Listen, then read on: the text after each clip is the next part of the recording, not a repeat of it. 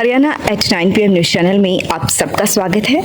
आइए आपको कराते हैं खबरों से अपडेट। नामांकन भरने के लिए 1000 फिर एसडीएम को दी शिकायत। दूसरी तरफ नोटरी से अटेस्ट शपथ पत्र मांगने पर एआरओ को फटकार। खरगोदा एसडीएम के पास एक आज अजीबोगरीब मामला पहुंचा। जैसा कि सभी को पता है कि पंचायत चुनाव का बिगुल बज चुका है और पूरे जोर शोर से चुनाव प्रचार चला हुआ है। इसी बीच नामांकन प्रक्रिया भी साथ साथ चली हुई है। धूम धड़ाके से नामांकन फॉर्म जमा किए जा रहे हैं। नामांकन फॉर्म भरने के लिए प्रत्याशी इधर उधर दौड़ रहे हैं। एक प्रत्याशी नामांकन भरवाने के लिए तहसील कार्यालय में आया और उसने 1000 रुपये में प्राइवेट व्यक्ति से नामांकन फॉर्म भरवाया। वह युवक अपना नामांकन फॉर्म भरवाने के बाद उस व्यक्ति की शिकायत करने के लिए एसडीएम ज्योति मित्तल के पास पहुंच गया। युवक ने कहा कि केवल नामांकन फॉर्म भरने के लिए तहसील परिसर में एक युवक ने उससे 1000 रुपये लिए हैं। उसी वक्त पर कानूनी कार्यवाही की जाए।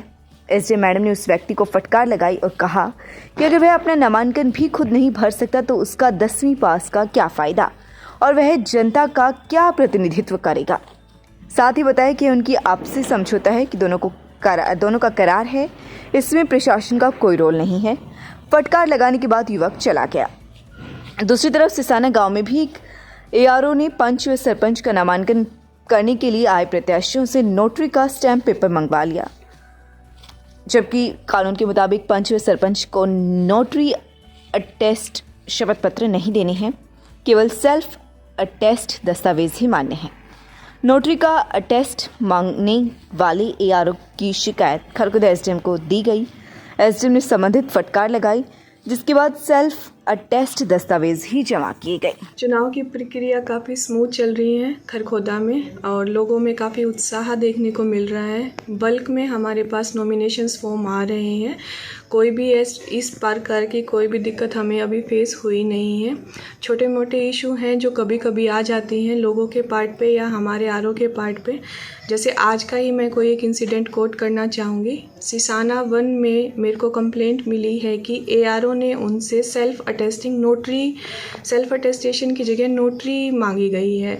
तो उनमें हमने क्लियरली डायरेक्शन दे दी है आरओ को और एआरओ को कि पंच और सरपंच के केस में कोई भी डॉक्यूमेंट नोटरी नहीं चाहिए।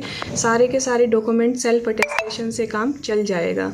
बैंक की जो नो ड्यूज़ लेके आनी है सिर्फ वो कंपलसरी डॉक्यूमेंट कैंडिडेट को सबमिट करने हैं। इसके अलावा कोई भी अगर आपसे सेल्फ अटेस्टेशन के अलावा कोई भी नोटरी मांगे तो आप इस कार्यालय में शिकायत दर्ज करा सकते हैं। इसके अलावा मैं एक बात और भी कहना चाहूँगी।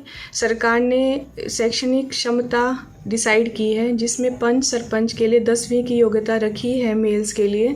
तो आज मुझे पता चला है कि कुछ कैंडिडेट बाहर से फॉर्म सबमिट करवा रहे हैं, फिल करा रहे हैं। तो मैं इतना कहूँगी कि आप लोगों के रिप्रेजेंटेटिव प्रतिनिधि बनने के लिए तैयार हो तो आप अपना फॉर्म खुद के लेवल पे ही भरें ताकि कोई भी किसी भी प्रकार की इश्यूज़ हमारे सामने ना आए। आप लोगों को मैं बधाई देना चाहती हूँ अग्रिम कि बढ़ चढ़ कर इस त्यौहार में भाग लेते रहें और मतदाताओं से फिर से मैं अपील करना चाहूँगी आपके चैनल के माध्यम से कि बढ़ चढ़ कर वोटिंग करें ताकि एक अच्छा रिप्रेजेंटेटिव, एक अच्छा उम्मीदवार आप लोग अपने लिए चुन सकें। धन्यवाद। ब्लॉक समिति में 29 ने किया नामांकन। बुधवार को नामांकन प्रक्रिया एक बार फिर से शुरू होने पर नामांकन करने वाले काफी संख्या में खंड एवं पंचायत विकास कार्यालय में पहुंचे। बुधवार को 54 नामांकन फॉर्म लिए गए, जबकि 29 प्रत्याशियों ने नामांकन जमा भी कराए, जिसमें 21 पुरुष व 8 महिलाएं शामिल हैं। ऐसे में अब ब्लॉक समिति के 28 वार्डों से 41 नामांकन भरे जा चुके हैं। वहीं खंड के 47 गांवों से सरपंच पद के लिए 55 नामांकन भरे गए हैं, जिसमें 30 पुरुष 25 महिलाओं ने नामांकन किया है, जबकि पंच पदों के लिए 114 नामांकन भरे गए, जिसमें 62 पुरुषों व 52 महिला प्रत्याशियों ने नामांकन फॉर्म भरे हैं। 200 से 5100 तक का रेट पंच सरपंच नामांकन फॉर्म भरने का मामला इन दिनों पूरी चर्चा में है।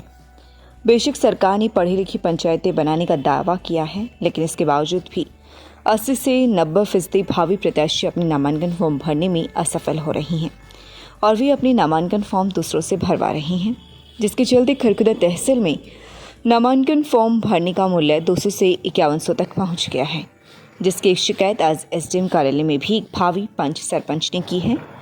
ऐसे पंच सरपंचों का लोग खूब मजाक उड़ा रहे हैं। कहा जा रहा है कि जो खुद अपना नामांकन फॉर्म ही नहीं भर सकते वे पूरे गांव का प्रतिनिधित्व क्या करें।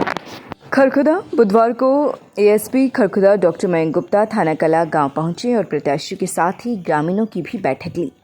इस दौरान उन्होंने सभी को शांति बनाए रखने व कानून अपने हाथ में न लेने की बात कही।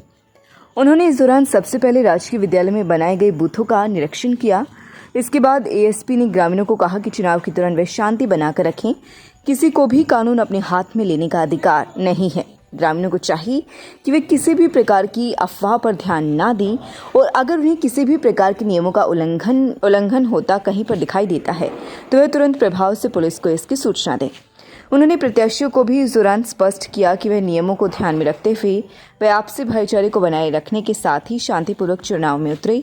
अगर किसी के द्वारा चुनाव की शांति को भंग किया जाता है तो उस पर सख्त कार्यवाही होगी। पेट्रोलिंग पार्टियां घूमती रहेगी। इन एनी केस किसी प्रकार की इमरजेंसी होती है 5 मिनट के समय में आ जाती है। बिल्कुल। और कहने का मतलब ये है कि आपस में लड़ाई कोई अगर घटना हो शांति से इलेक्शन करवाना ये आपकी जिम्मेवारी है। और अगर कोई दिक्कत होती है तो चीज़ आप भी जिम्मेवार होगे। सर बिल्कुल हम जिम्मेवार हैं और जिम्मेवार नागरिक हैं गांव के और जिम्मेवार परिवार से हूँ। किसी अपना मरने का ढोंग करके स्वांग करके किसी को अपने झूठे आरोप में भगोड़ा हो गया, किसी पे आरोप ये लगाया।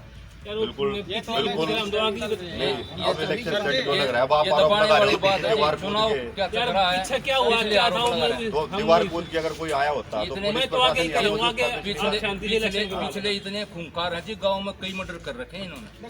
निकलिया मैंने भी जवाब दे दिया। बिल्कुल तो आपको आपका अधिकार है। एफआईआर में देखो अभी इन्होंने कितने मर्डर करे एफआईआर देखो, एफआईआर चेक कराओ। एफआईआर है दोनों उम्मीदवार बोले जाएंगे। हम भी उम्मीदवार है थोड़ी सी मारी हाथ रिक्वेस्ट है। ये एंट्री गेट है इधर से जैसे कोई भी जर्नल का आता है, कुछ आदमी है जो जर्नल के भी हैं और जो कुछ SCBC के भी उनका ऐसे पकड़ के बूथ नंबर में ले जाके हम देख लेंगे। इलेक्शन हाथ जोड़ के ये आपसे रिक्वेस्ट है कि हम भी उम्मीदवार हैं, 2-4 वोट हमारी पड़ जाए चाहे पीछे से सेकंड आए, जो गलत करेगा उसको भुगतेगा अंजाम वो। हाँ पैसे इसीलिए मेरे गाँव को संवेदनशील किया जाए, ये आपसे रिक्वेस्ट है। देखो पीछे क्या हुआ वो छोड़ दो, आगे भी है ना। आगे ये हो जाता है ये हो जाएगा वाली बात नहीं कहनी है। ठीक है, अगर कुछ हो रहा है आपको लग रहा है गलत हो रहा है तो तुरंत सूचना देनी है आपको पुलिस को। ठीक है सर, ठीक है। कानून अपने हाथ में नहीं लेना है, इतनी सी बात है। बाकी गांव वाले डिसाइड करेंगे भाई किसको बनना है किसको नहीं, है ना। गांव वाले किसी को बनाओ जिसका दिल करे, ईमानदारी से इलेक्शन हो जाए। हमने तो यही प्रयास करना है और ना किसी को उकसाना है, समझ गए। शहर के कन्या महाविद्यालय में राष्ट्रीय सेवा योजना इकाई 1 व 2 की ओर से 7 दिवसीय शिविर शुरू किया गया। इस दौरान हवन यज्ञ भी किया गया। स्वयं सेविकाओं ने स्टाफ सदस्यों के साथ मिलकर हवन यज्ञ में आहुति डाली। प्राचार्य डॉक्टर योगिता मलिक ने दीप प्रज्वलित कर कार्यक्रम की शुरुआत की। पूर्व संस्कृत प्राध्यापिका शारदा आर्य ने हवन के दौरान कहा कि यज्ञ वैदिक काल से हमारे जीवन का मूल रहा है। यज्ञ पर्यावरण को शुद्ध करने के साथ साथ हमारे जीवन में एक नई ऊर्जा और विश्वास का प्रभाव सुनिश्चित करता है। कार्यक्रम अधिकारी डॉक्टर प्रमिला ने बताया कि यह शिविर 26 अक्टूबर से 1 नवंबर तक गांव मटिंडू में चलाया जाएगा। 7 दिनों में विभिन्न विषयों जैसे मतदाता जागरूकता, पर्यावरण जागरूकता, बेटी बचाओ बेटी पढ़ाओ, पोषित आहार, स्वास्थ्य, व्यक्तिगत स्वच्छता, नशे के दुष्प्रभाव, उपभोक्ता अधिकार आदि पर ग्रामीणों को जागरूक किया जाएगा। सायंकाल सत्र में योग शिक्षिका मनीषा ने स्वयं सेविकाओं से योग करवाए। जैसे गांव का शमशान घाट है उसमें शेड लगवाया दाह संस्कार करने के लिए, फिर उसकी 4 दीवारी करवाई। Tulip hospital Sonipat, department of pain management, fibromyalgia, neck pain, knee heel pain, chronic back pain, headache, migraine, slipped disc, sciatica. Consult doctor Rachit Gupta. For more information please contact 7056511111। लगातार खबरों से अपडेट रहने के लिए चैनल को लाइक, शेयर और subscribe जरूर करें। धन्यवाद।